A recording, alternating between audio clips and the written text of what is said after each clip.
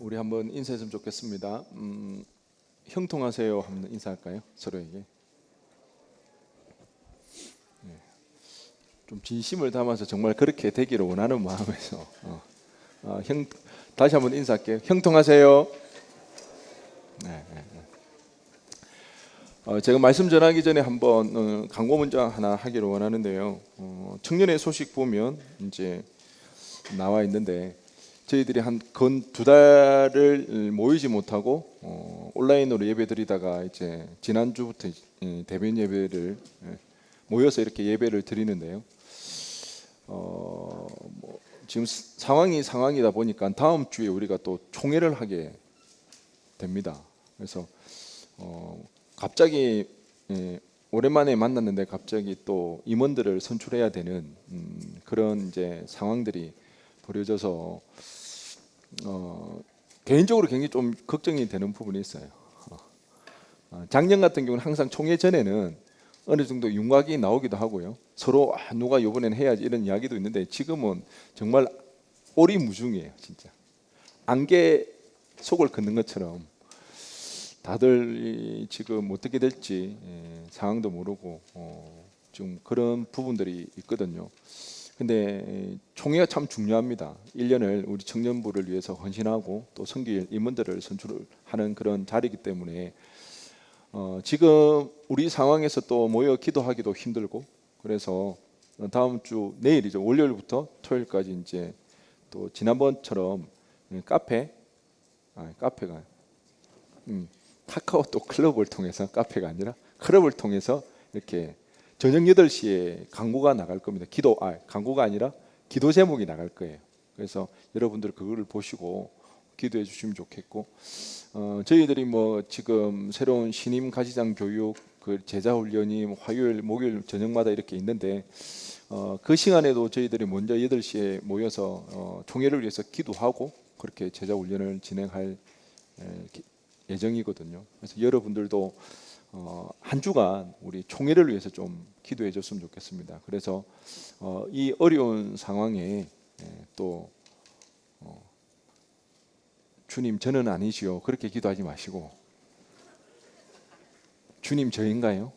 순종하면 나가겠다고 혹시 마음을 주시면 그런 응답도 받고 또 어쨌든 이 총회가 하나님의 은혜 가운데 잘 진행되어져서 또 새로운 한 해를 잘 이끌고 나갈 수 있는 임원들이 세워질 수 있도록 함께 기도해 주시면 좋을 것 같아요. 그래서 우리가 카카오톡 채널로 또 기도 제목이 나가니까 채널 탈퇴한 분들이 있더라고요. 보니까 그 누군지는 잘 모르니까 다시 들어오세요. 표시가 안 나니까 빨리 다시 가입하셔서 또 채널로 기도 제목 받고 그렇게 기도해 주시면 좋을 것 같습니다. 예, 말씀 한번 보도록 하겠습니다. 창세기 37장 1절에서 4절, 39장 1절에서 3절 두 군데서 살펴볼 텐데요. 구약 성경 56페이지입니다. 구약 성경 56페이지 창세기 37장 1절에서 4절과 39장 1절에서 3절 말씀을 우리가 한번 보도록 하겠습니다. 예, 먼저 37장 1절에서 4절 한 절씩 교독할게요. 야곱이 가나안 땅 곧 그의 아버지가 거류하던 땅에 거주하였으니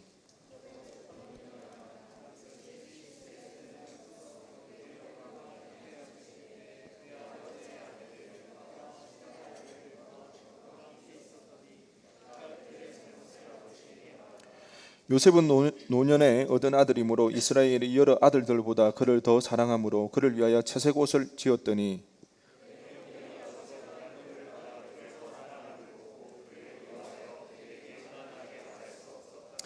39장 1절에 3절 한 절씩 교독합니다. 요셉이 이끌려 애굽에 내려가매 바로의 신하 진위대장 애굽 사람 보디발이 그를 그리로 데려간 이스마엘 사람의 손에서 요셉을 산이라.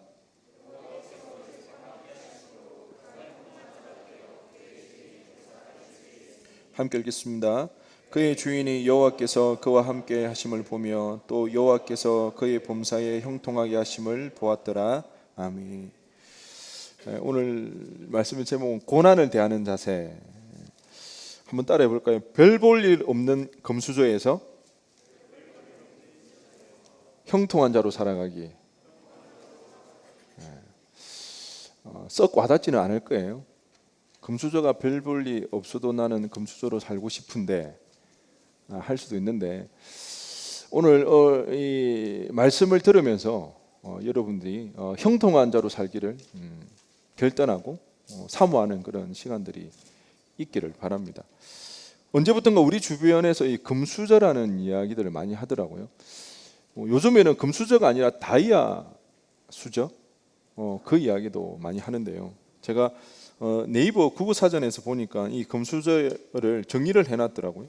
부유하거나 부모의 사회적 지위가 높은 가정에서 태어나 경제적 여유 따위의 좋은 환경을 누리는 사람을 비유적으로 이르는 말, 이렇게 정의하고 있습니다. 혹시 여기에 해당되시는 분이? 우리 아무도 금수저. 그럼 흙수저. 여러분, 근데 어느 정도면 금수저일까요? 취직 걱정 안 하면 금수저. 취미생활로 직장 다니면 한 금수저 정도 될까요? 왜 금수저 이야기하는데 다들 심각해. 이 사회의 부조리에 대한 게 불만. 오늘 읽은 우리 성경 본문에도 보면 금수저가 나오는데 바로 이 요셉이거든요. 요셉이 엄청난 금수저입니다. 우리가 그 요셉의 아버지 야곱의 재산에 대해서 정확하게 우리가 알 수는 없는데 대략적으로 예측은 해볼 수 있어요. 야곱의 아버지 이삭이 이제 나이 들어 죽음이 가까웠음을 알고 형 에서에게 이야기를 합니다. 나가서 사냥을 해서 맛있는 별미를 자기에게 만들어 오라고 이야기를 하죠. 그러면서 별미를 먹고 너에게 축복을 하겠다고 그렇게 이야기를 합니다. 이 사실을 엿들은 야곱이 욕심이 나는 거죠. 야곱이 욕심이 많거든요. 형에게 줄 그 장자의 축복을 자신이 가로채고 싶은 거예요. 그런데 형이랑 자기의 큰 차이가 뭐냐면, 형은 몸에 털이 많은데 자신은 몸에 털이 없어요. 아버지 이삭이 눈이 멀어서 얼굴을 확인할 수 없기 때문에 분명히 몸을 만져보면 털이 없으면 자기일 걸 알 텐데, 그래서 어떻게 하나요? 무슨 털인지는 모르겠지만 털을 구해다가 자신의 몸에 붙입니다. 그리고 어머니가 해주는 맛있는 음식을 가지고 가서 아버지에게 제공을 하죠. 아버지 이삭이 목소리는 분명히 이삭인데 몸은 누구다? 야곱인데 몸은 에서여가지고 긴가민가 하면서도 이삭이 그냥 축복을 해버립니다. 그리고 뒤늦게 사냥을 해서 요리를 해가지고 온 에서가 이 소식을 듣고 이제 발칵 뒤집어지는 거죠. 형 에서가 야곱을 죽인다고 이렇게 야단이 났습니다. 그 소리를 듣고 형의 마음이 진정되기를 바라는 마음에 잠시 외삼촌 라반의 집으로 도망을 갑니다. 야곱은 생각을 못했을 거예요. 잠시 길어봐야 1년 정도? 그 정도면 형의 마음이 가라앉겠지 했는데 그 길로 부모와 떨어져서 산 지가 20년이 되어집니다. 그런데 외삼촌 라반을 위해서 일을 했지만 그 20년 동안 야곱도 재산을 많이 불립니다. 마침내 20년이 지난 후에 자신의 고향으로 돌아오는데 형 에서가 장정 400명을 이끌고 자신을 맞이하러 나온다는 소식을 듣습니다. 그때 형이 여전히 자신을 용서하지 못하고 있구나. 자신에게 복수하기 위해서 장정 400명을 데리고 자기를 맞이하러 온다는 그 소식에 너무나 두려워 떨게 되어지는 거죠. 그때 야곱이 깨를 하나 냅니다. 자기가 형을 먼저 만나기 전에 형 앞에 자신의 그 가축들을 먼저 보냅니다. 뭔가요? 자신의 가축들을 형에게 먼저 보내는 이유는 이것이 일종의 뇌물인 거죠. 형, 이거 선물이야. 받고 마음 풀어. 그런 의미로 선물을 먼저 보냅니다. 그런데 그 목록이 이렇습니다.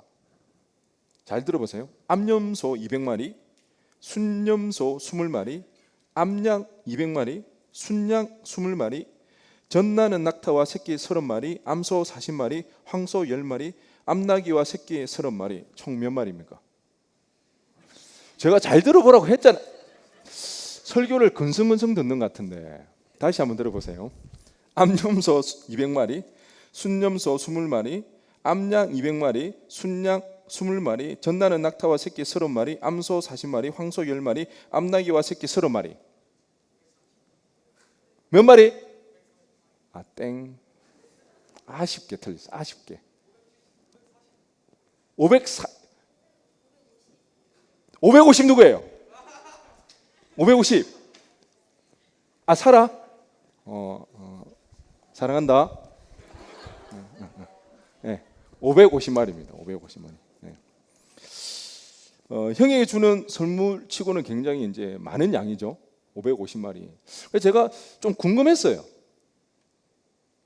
현재 우리나라 시세로 얼마나 할까?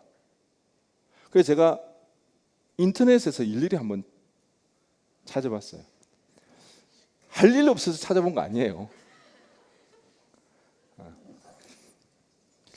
염소 같은 경우는요, 고기로 한 마리를 사게 되면 한 50만 원에 팔더라고요. 근데 여러분 흑염소 액기스 같은 거 있죠, 약으로. 그게 이제 한 마리 고기 가격만 한 35만 원에서 40만 원. 그래서 이제 보니까 염소는 대략 한 35만 원 정도 하면 되겠더라고요. 그래서 35만 원. 양은 좀 비쌌습니다. 양이 한 120만 원에서 150만 원 정도 하더라고요. 그 정도 하고 여러분 소는 얼마 할 것 같아요? 소 한 마리. 우리 다들 좋아하는 소. 소가요 올해 초까지만 해도 소 한 마리가 600만 원 했대요. 그런데 코로나19로 인해서 미국산 소가 수입을 못하게 되고, 그리고 사람들이 소를 굉장히 수요가 많아졌대요. 나가지 못하니까 소만 먹고 있나 봐요. 그래서 이 소가 1,300만 원까지 올랐대요. 가격이. 차 한 대 값입니다. 경차. 그래도 1,300만 원 하기에는 이게 특수한 상황이니까 저는 일반적인 시세 600만 원으로 한번 잡아봤습니다. 소 한 마리 600만 원. 눈치가 있는 애는 지금 계산을 하고 있겠죠. 낙타 같은 경우는요, 요즘 별로 인기가 없다고 합니다. 이집트의 카이로에 가면 낙타 시장이 있는데 요즘 점점 인기가 없어가지고 한 마리당 30만 원. 그런데 스웨덴에서 한 회사가 있는데 소말리아에서 낙타 사업을 조금 일으키기 위해서 분양을 한다고 합니다. 소말리아 낙타 한 마리를. 분양해서 내가 사면 대신 거기서 길러주고, 근데 거기서 한 마리가 한 160만 원에 거래가 된다고 해요. 또 160만 원 하면 좀 그러니까 좀 작게 해서 낙타도 한 마리 한 50만 원으로 우리가 한번 생각해 보면 좋을 것 같아요. 50만 원. 그리고 당나귀가요, 보니까 당나귀가 제법 비싸더라고요. 그래도 말의 종류라 그런지 300만 원 정도 하더라고요. 300만 원. 그리고 이게 암컷은 300만 원, 수컷은 250만 원. 대충 이렇게 한번 보면 염소를 35만 원에 잡으면 220마리 곱하기 35만 원, 양은 220 곱하기 120만 원, 낙타는 30마리 곱하기 50만 원, 소는 50마리 곱하기 600만 원, 나귀는 30마리 곱하기 250만 원. 미니멈으로 잡았을 때 얼마인가요? 수학가 하영이 왜 고개를 숙이지? 미안하다. 수학가와 수학 전공이랑 너무 이런 하잘것없는 것을 내가 계산을 해보니까요 7억 3,100만 원이 나왔습니다. 7억 여러분 7억 정도야 형제들끼리 이렇게 서로 주고 받나 봐요. 너 마음이 상했구나. 그래 여기 있다. 한 1억 주고. 너 어제 내 말 때문에 마음이 아파서 여기 있다. 2억. 7억 3,100만 원. 여러분 이거 한 현금 7억 정도 받으면 웬만한 잘못은 용서되지 않을까요? 7억 가지고는 용서 안 되는 잘못이 있나요? 웬만한 잘못은 용서가 될 것 같아요. 7억 정도면. 아마 야곱이 이 약삭 빠르기 때문에 자신의 재산을 절반을 떼어서 주고 그러지는 않았을 거예요. 자기도 먹고 살아야 되니까. 최소한 10분의 1 정도는 그래도 가감하게, 10분의 1이라도 자신의 재산 10분의 1이면 크잖아요. 그 정도 떼어준. 그러니까 야곱은 어마어마한 재력가였던 거죠. 그 야곱의 아들이 누구였다? 재력가의 아들이 요셉이었다는 거죠. 그런데 이 요셉은 특별히 아버지로부터 사랑을 더 많이 받았습니다. 오늘 성경에 보니까 야곱이 특별히 요셉에게 어떤 옷을 사입혔다? 그때는 지어 입혔겠죠. 채색 옷. 근데 이 채색 옷이라는 게 정확히 어떤 옷인지 현재까지 밝혀지지는 않아요. 굉장히 조금 어려운, 왜냐하면 흔하게 나타나지 않는 단어이기 때문에. 그런데 고대 근동 문화에서는요, 옷의 색깔보다는 옷감이나 길이에 따라서 신분이 나뉘어진다고 해요. 그래서 우리가 추측해 보기로는 이 채색 옷이라는 것은 아마 소매가 굉장히 길고 발끝까지 이렇게 길이가 긴 치렁치렁한 그런 옷들을 채색 옷이라 하지 않았을까? 채색 옷이 그러지 않았을까? 그러니까 집에서 굉장히 왕자처럼 키웠죠. 형들은 평상복을 입고 막 일을 하며 다녔는데 요셉은 채색 옷을 입고 왕자처럼 그렇게 지냈거든요. 여러분 한번 생각해 보세요. 치렁치렁한 소매가 긴 옷을 입고 일을 할 수 있었겠어요? 일 못해요. 형들은 뼈 빠지게 나가서 일하는데 요셉은 집에서 빈둥빈둥 노는 거예요. 그리고 한 번씩 아버지 야곱이 특별한 임무를 줍니다. 요셉아, 너 저 들에 나가서 형들 한번 일 잘하고 있는지 한번 살펴보고 오라고.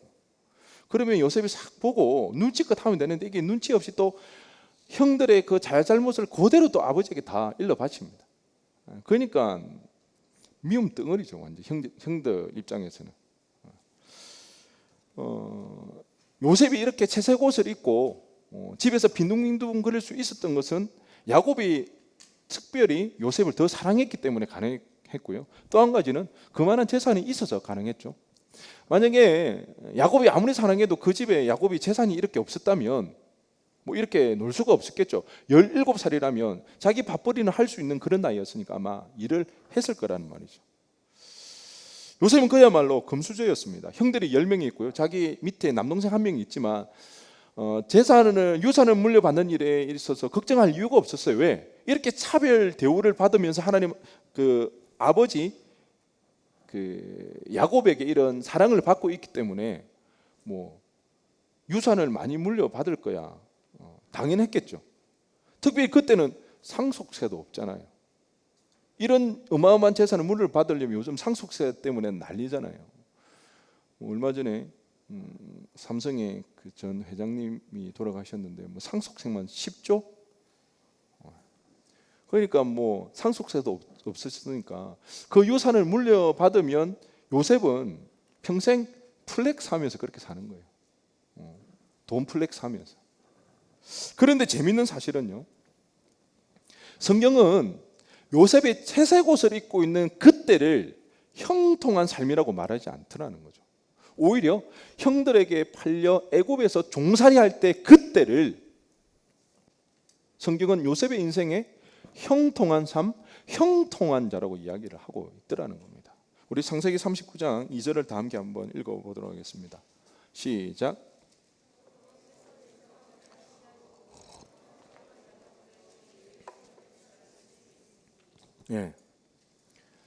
만일 요셉이요 채색 옷을 입고 평생을 이렇게 살아갔더라면 정말 별 볼 일 없는 금수저로 그의 인생을 끝냈을 것입니다.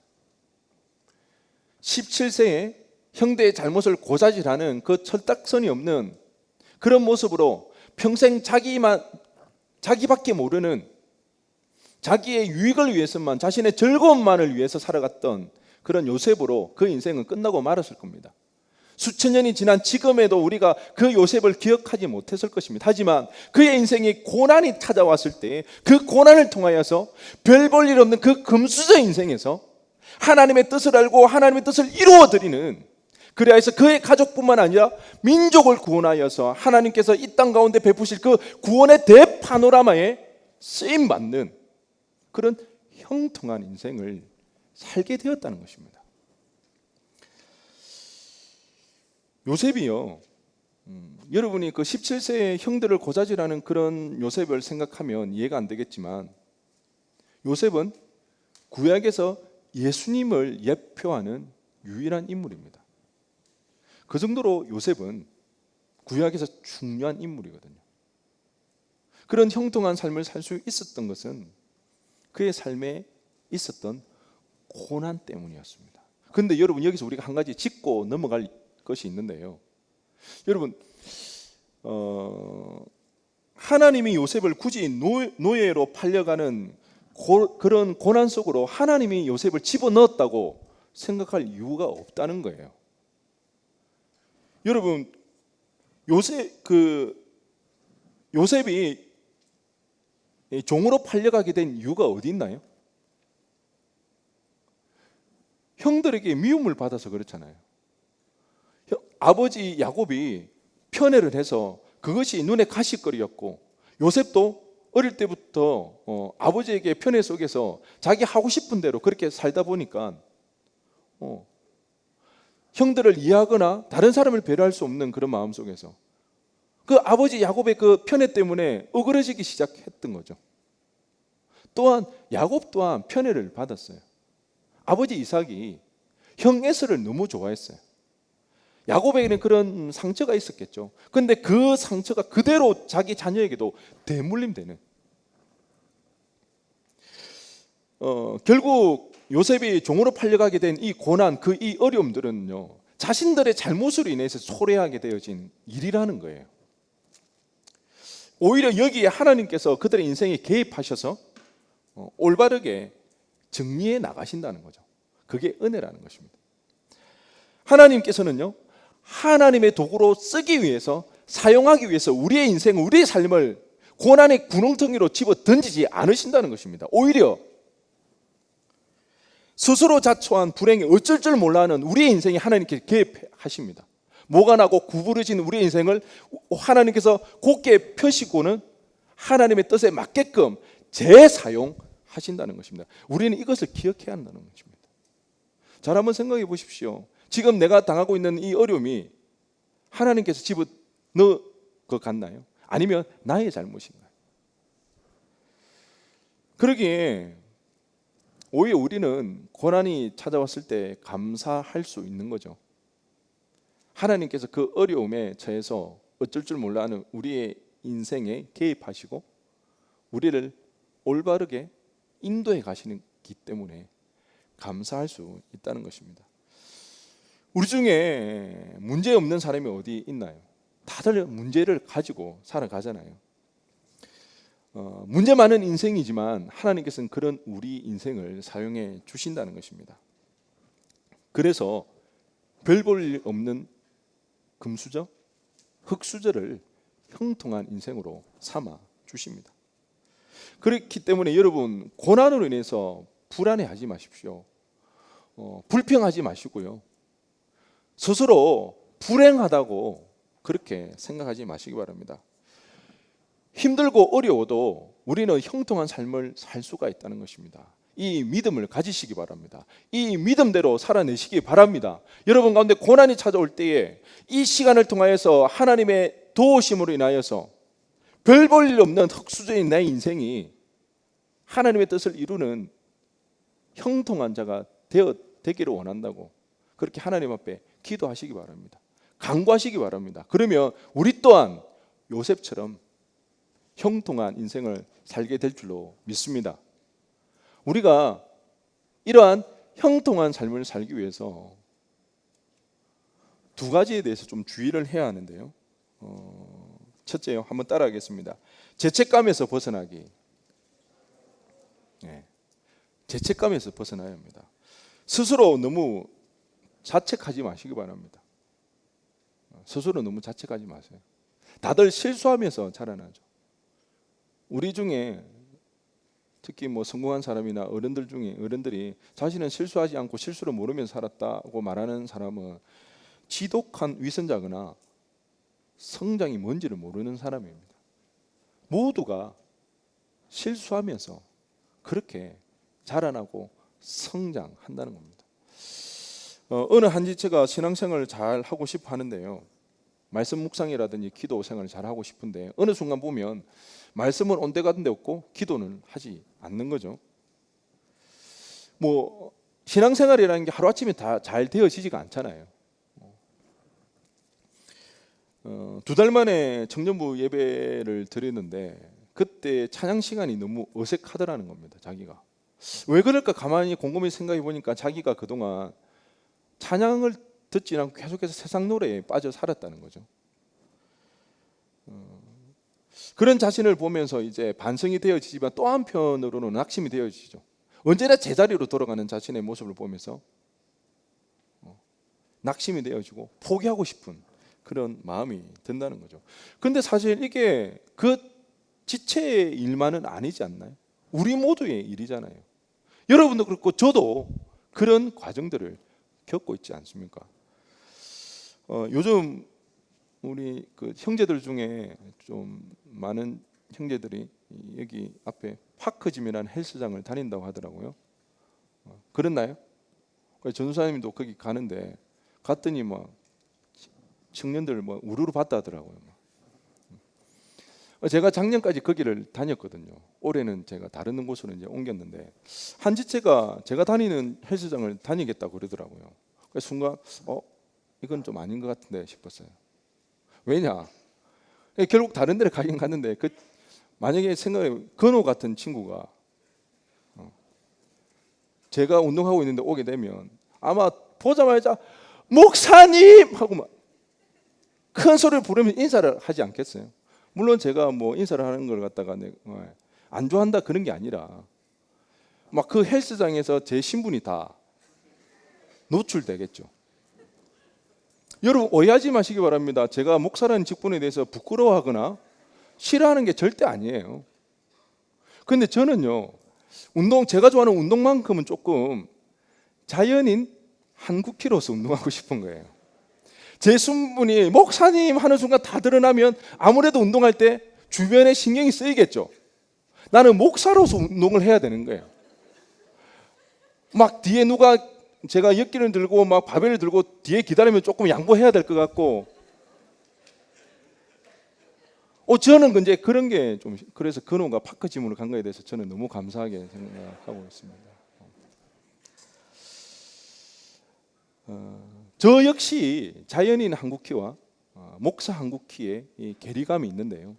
그 괴리감을 줄여 나가려고 무진장 애를 쓰고 있습니다. 그래서 휴가 갈 때 성경책이랑 큐티집을 다 내려놓고 가는 것이 아니라 명절이든 휴가든지 거기서도 말씀을 보는 게 너무 자연스럽고 그런 이제 목사 한국키와 자연인 한국키가 자연스러울 수 있도록 그 일에 대해서 굉장히 이제 여전히 노력하고 있다는 거죠. 이 자연인의 모습과 신앙인의 모습, 제자의 모습에 괴리감이 발생할수록 우리 가운데는 상실감이 찾아오죠. 그 중요한 것은 포기하지 않는 거예요. 앞서 제가 이야기했던 이 지체도 마찬가지입니다. 변화되어지지 않는 자신의 모습에 낙심이 되어지고 포기하고 싶고 그렇지만 포기하지 않고 계속해서 자기가 원하는 그 제자의 모습을 이루기 위해서 애를 쓰는 것, 그것이 중요하다는 거예요. 왜? 예전에 자신의 모습으로 돌아간 것 같은데 사실은 예전에 그 모습이 돌아간 자리가 그 예전의 모습이 아니죠. 오히려 예전의 모습으로 돌아갔다고 생각했는데 그 자리는 예전에 자신이 목표로 삼았던 자리가 될 수 있다는 거죠. 자기가 모르는 사이 이미 자라고 있고 성장하고 있더라는 거죠. 그 지체 지금 새벽에 자주는 아니면 그래 뜨문뜨문 새벽기도 나오거든요. 예전에 새벽기도 나올 생각했을까요? 새벽기도가 쉽지가 않아요. 아마 지금 새벽기도 나와서 비몽사몽으로 기도하겠죠. 그런데 그렇게 하다 보면 은혜 받습니다. 저도 그랬습니다. 비몽사몽간에 처음에 새벽기도 나오면 오히려 기도 안 됩니다. 그냥 멍 때리다 오는 거예요. 그래서 왜 새벽에 기도해야 되는지 모르겠는 거죠. 그런데 그렇게 하다 보면 은혜 받는 날이 있습니다. 그러면 그 새벽 기도에 중독되는 거죠. 못 빠져나옵니다. 새벽 기도 안 하면 이제 못 사는 거죠. 그렇게 우리가 자라나고 성장하는 거라는 겁니다.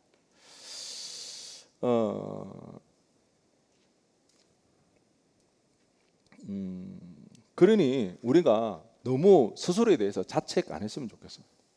실수할 수도 있고요. 넘어질 수도 있고 자책이 될 때마다 죄책감이 들 때마다 그렇게 생각하세요. 원래 문제투성이인 우리 인생에 하나님께서 올바로 하기 위해서 지금 개입하시고 있는 그 과정이라고 그렇게 생각하시고 더욱더 주님 나를 도와달라고 나와 함께 해달라고 그렇게 기도하시기 바랍니다. 그럼 반드시 하나님께 도와주시고요. 그렇게 우리의 모습은 우리의 신앙은 자라가게 되어 있다는 거예요. 여러분 사랑은 뻔뻔함입니다. 뭐라고요? 뻔뻔해야 돼요. 잘못했다고 분위기 잡고 있으면 어떤가요? 복장 터집니다. 맞을 짓 했어도 맞더라도 엄마 품에 아빠 품에 달려들면 그러면 어떻게 돼요? 문제 해결돼요.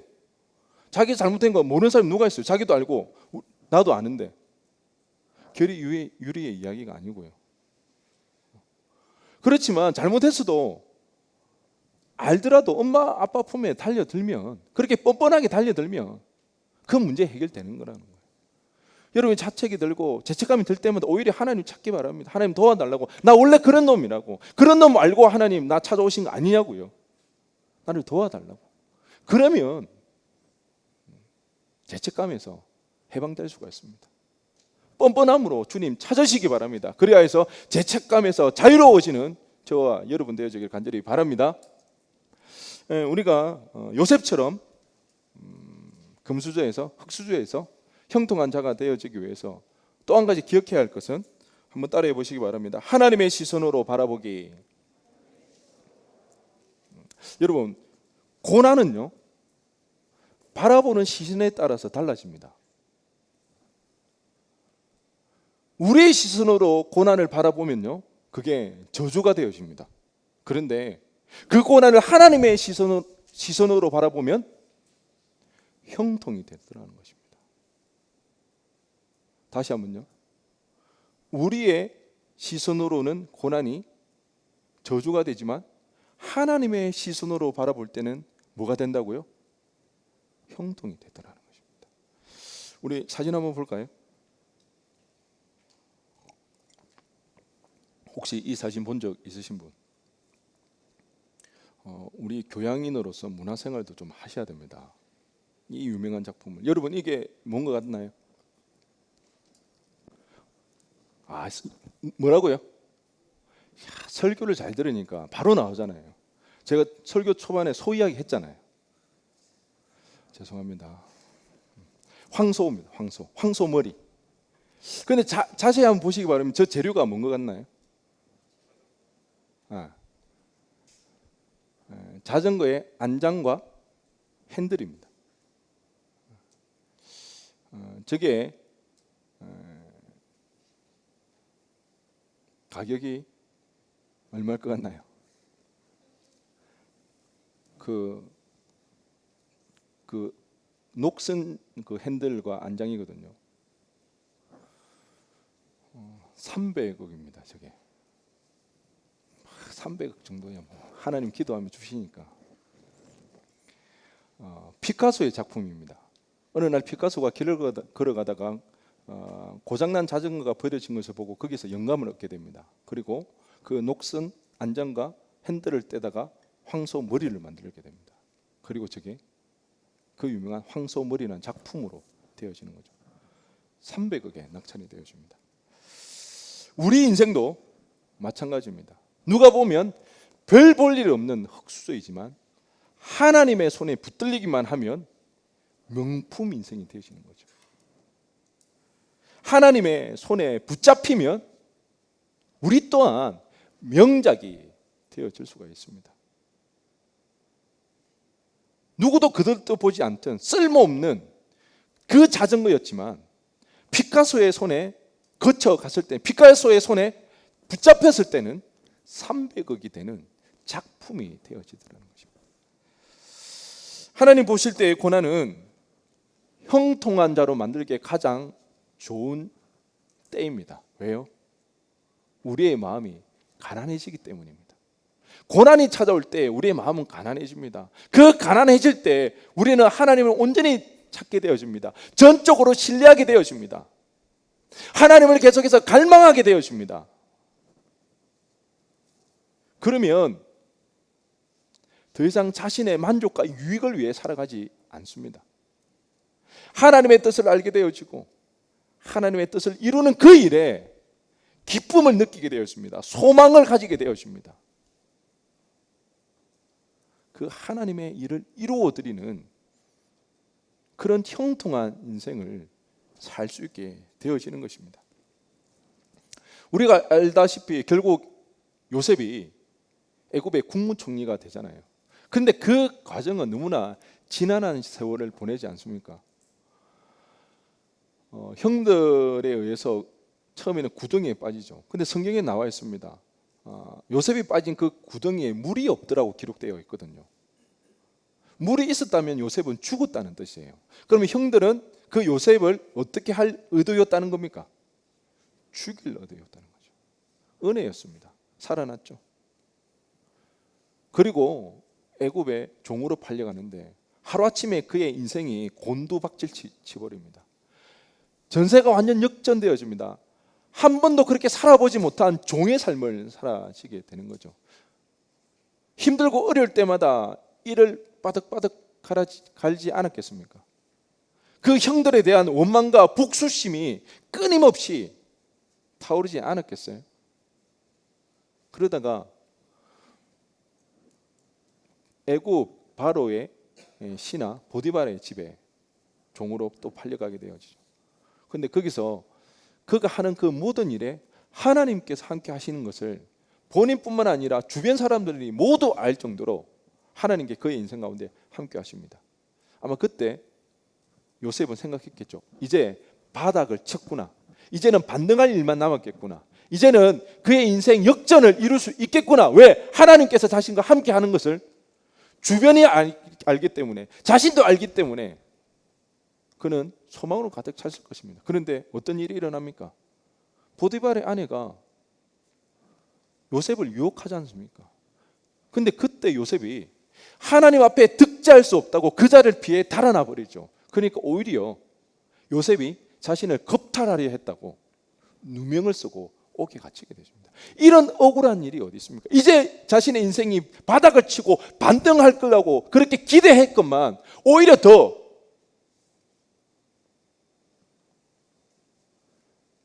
강간법이 되어서 옥에 갇히는, 아마 자신의 인생이 저주받은 인생이라고, 더 이상 자신의 인생이 회복 불가능할 거라고 아마 그렇게 생각했을 수도 있습니다. 그럴 때마다 누가 떠올랐을까요? 결국 이렇게 만든 형들이 생각나지 않았겠습니까? 원망과 끝없는 복수심으로 그의 마음이 힘들지 않았겠나요? 하지만 그가 국무총리가 되어서 결국 그가 꿈꾸었던 그 일들이 일어나죠. 형들이 자신 앞에 무릎 꿇고 절하는 그 일이 이루어집니다. 만일 17살의 요셉이었다면 요셉은 그렇게 생각했겠죠. 드디어 기회가 왔구나. 원수는 어디서 만난다? 외나무 다리에서 만난다. 피해갈 수 없는, 어떻게 하면 잔인하게, 끔찍하게, 고통스럽게 형들을 죽일 수 있을까? 그렇게 생각하지 않았겠습니까? 그런데 요셉은 이미 변했습니다. 달라졌습니다. 왜 자신이 여기까지 오게 되어졌으며 이 일을 통하여 하나님께서 어떤 일을 이루어 가시는지, 자신의 가족뿐만 아니라 이스라엘 민족을 구원하여서 하나님의 그 구원의 계획들을 이루어 가실 거라는 그 사실을 알았기에, 어찌 보면 자신의 모난 모습 때문에, 형들의 그 잘못된 그 마음 때문에 그 가족들이 모두가 망할 수밖에 없는 자신들의 인생 가운데 하나님이 개입하셔서 오히려 가족을 살리고 민족을 살리는 그 놀라운 은혜를 베풀어 주셨다는 그 사실을 알았기 때문에 더 이상 복수하지 않는 거죠. 자기의 만족을 위해서 더 이상 살아가지가 않습니다. 너무나 반가운 마음으로 요셉은 형들을 용서할 수가 있었던 것입니다. 혹 우리 가운데 바닥인 것처럼 힘들고 어려운 분이 있나요? 고난의 연속으로 하나님께 원망이 되는 분이 있습니까? 아니면 힘든데도 어려운데도 하나님을 찾지 못하고 하나님께 도움을 구하지 못하는 그런 분도 있으신가요? 우리의 눈으로 더 이상 우리의 고난을 바라보지 맙시다. 더 이상 우리의 시선으로 우리의 인생을 재단하지 마시기 바랍니다. 하나님의 시선은 전혀 다릅니다. 우리가 힘들고 우리가 아플수록 고난 가운데 신음소리가 커질수록 오히려 그 고난 가운데 우리 하나님께서 개입하셔서 우리의 인생을 하나님의 놀라운 그 계획 가운데 우리를 인도해 가십니다. 여러분 기억하시기 바랍니다. 우리의 목숨이 다하지 않는 한, 우리의 생명이 끝나지 않는 한 하나님 절대 우리를 포기하지 않습니다. 아멘. 하나님 포기하지 않으세요. 우리의 생명이 다하지 않는 한 하나님은 절대 포기하지 아니하고 우리의 인생을 그 하나님의 계획 가운데 인도해 가실 줄로 믿으시기 바랍니다. 말씀 한 구절을 읽고 마치기를 원하는데요. 시편 139편 7절에서 10절 말씀입니다. 우리 다 함께 한번 읽어볼까요? 시편 139편 7절에서 10절. 내가 주의 영을 떠나 어디로 가며 주의 앞에서 어디로 피하리까? 내가 하늘에 올라갈지라도 거기 계시며 스올에 내 자리를 펼지라도 거기 계시니이다.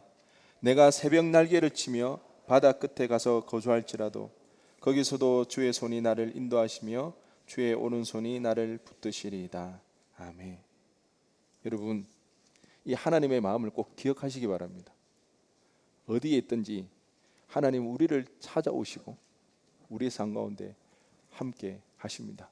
그래야 해서 여러분 우리 더 이상 별 볼 일 없는 그 금수저에 마음 뺏기지 마십시오. 더 이상 흙수저라고 낙심하지 마시기 바랍니다. 내가 흙수저라서 나는 이렇게 고난이 계속되어진다고 그렇게 억울해하지 마시기 바랍니다. 아니요. 오히려 하나님이 개입하셔서 형통한 인생으로 변화시켜 나갈 절호의 기회입니다.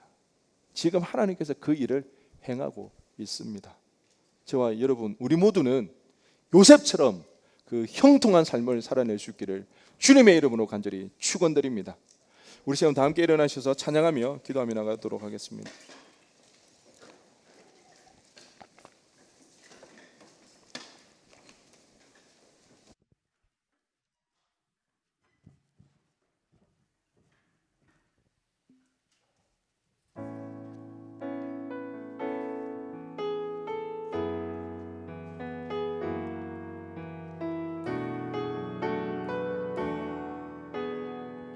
아무것도 두려워 말라.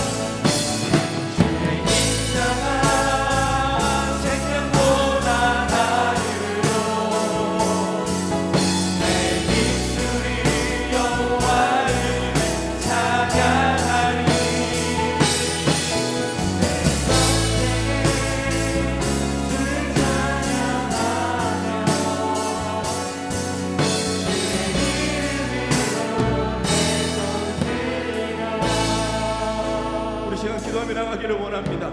우리의 실수를 개의치 아니하시고 우리의 잘못을 따지지 아니하시고 우리의 가난한 마음 가운데 하나님의 형통한 자로 만드시기 위하여 우리의 인생을 개입하신 하나님, 오늘 이 시간 믿음을 하나님 앞에 기도하며 간구하며 나가오니 하나님, 우리의 고난 가운데 하나님 역사하여 주옵소서, 도와주옵소서. 이 시간을 통하여 형통한 삶을 살아가게 하여 주옵소서. 우리 이렇게 주님의 이름 한번 부르시고 간절히 기도하며 나아갑니다. 주여 하나님, 하나님 이 시간 하나님 앞에 기도합니다. 하나님, 우리 인생을 불쌍히 여겨주옵소서. 우리의 실수를 개의치 아니하시고 우리의 잘못을 따지지 아니하시고 하나님, 우리 인생에 개입하셔서 가난한 마음 가운데 하나님을 갈망하게 하여 주시고 하나님을 찾게 하여 주시고 그 일 가운데 하나님, 우리가 더 이상 별 볼 일 없는 그 인생으로 끝나지 아니하고 하나님을 뜻을 이루며 하나님의 만 하나님 이루며 형통한 자로 살아가기를 원하시는 하나님, 그런 인생 되어지기를 원합니다. 하나님, 우리가 형통한 삶이 되어지기를 원합니다. 형통한 자로 살아가기를 원합니다. 하나님, 우리 삶을 인도하여 주옵소서. 하나님, 우리를 인도하여 주옵소서. 아버지 하나님, 지쳐있는 자들이 있나이까? 아버지 하나님, 아버지의 두려워 아버지 하나님, 그들의 고난을 올 줄을 몰라는 자들이 있나이까? 이 시간 눈을 들어 아버지 하나님을 바라보게 하여 주옵소서. 주님에게 도움을 구하게 하여 주옵소서. 아버지 하나님, 주님 함께 하여 주옵소서. 아버지가 불안이 떠나가게 하여 주옵소서. 그 두림이 떠나가게 하여 주옵소서. 하나님, 하나님 나의 요새 되시고 나의 소망 되시고 하나님을 인하여서 힘을 구다시 한번 일어서게 하여 주옵소서.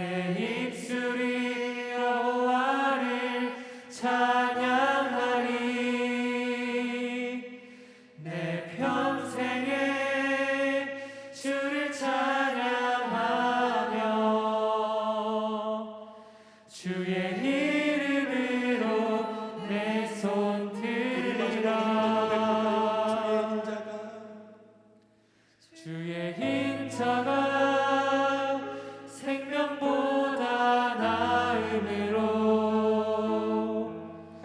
내 입술이 여호와를 찬양하리. 내 평생에 주를 찬양하며 주의 이름으로 내 손 들리라. 하나님, 별 볼 일 없는 우리 인생에 하나님 개입하여 주셔서 하나님의 그 놀라운 계획들을 깨닫게 하심을 참으로 감사합니다. 너는 별 볼 일 없는 흙수저가 아니야. 너는 별 볼 일 없는 금수저가 아니야. 네가 잘못해서 네 인생이 그렇게 꼬였어. 너는 저주받아 마땅하다고 그렇게 우리에게 질책하지 아니하시고 그 넓은 품에 안아주심에 참으로 감사드립니다. 하나님, 더 이상 자책하지 않기를 원합니다. 더 이상 죄책감에 눈물로 밤새우지 않기를 원합니다. 하오나 두렵고 불안한 우리 마음 가운데 이 엄습해오는 그 고난을 통하여서 하나님, 우리가 실족하지 않기를 원합니다.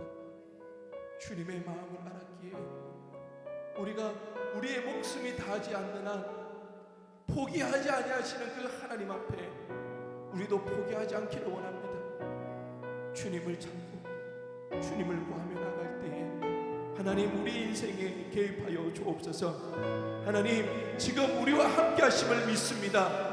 하나님의 그 놀라운 계획대로 우리의 삶을 인도해 가실 줄로 믿습니다. 끝까지 주를 의지하며 나갈 때에 하나님, 별 볼 일 없는 인생에서 요셉처럼 하나님의 뜻을 이루는 형통한 자로 살아가게 하여 주옵소서. 감사드리며 예수 그리스도의 이름으로 기도드리옵나이다. 아멘.